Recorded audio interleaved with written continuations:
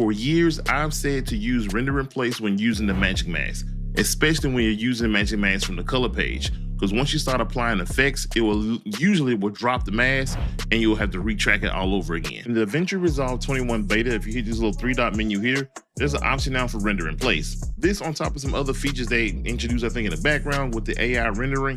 You can get a perfect magic mask from the color page. So I have this clip here of this unknown rapper. I don't know who he is.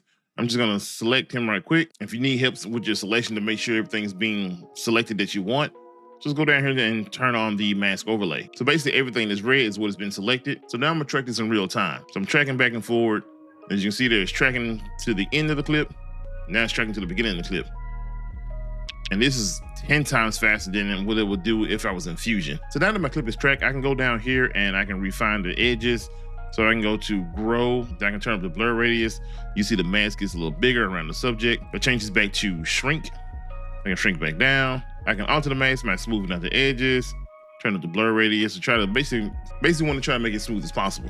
Now, if I scrub to the timeline and I zoom in, I can see right here on his back, there's some parts of him that's not selected from his jersey. And the cool thing with the magic mask on the color page, if I can select this little paintbrush here, I can just go in. Actually, I'm gonna hold Control, click my mouse wheel, and scroll to the left to make the brush smaller. Then I can just paint that in.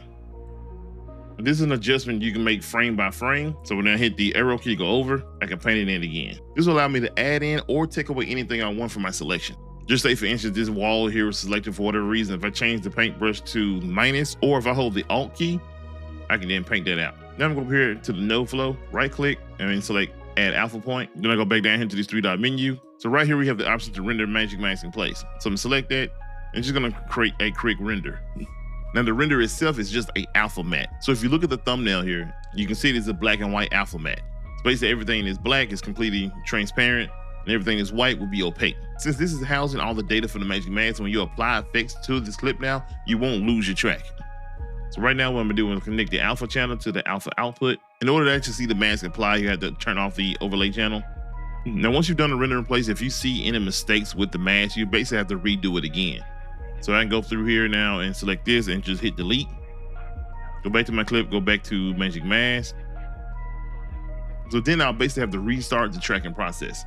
Going back to the edit page, if I wanted to, I can make a copy, which usually causes you to lose your data. If I wanted to, I can go into the inspector tab and apply a transform directly from the inspector tab, which is actually creating like this silhouette effect now. Due to the way that DaVinci Resolve processes information, anything from the color page won't automatically be recognized from the Fusion page. So when play here over the clip, if I go into Fusion, it's gonna recognize it basically as the regular clip itself. If you're looking to work in Fusion with the magic mask that you created from the color page, best way I know to do that will basically just to turn it into a Fusion clip. So you right click, go to Fusion clip, then we go back into Fusion. You will have your magic mask applied from the color page. If you get any valuable information on today's video, remember to smash the like button or drop a hype for the video. Subscribe to the channel if you're not already, and I'll see y'all next time.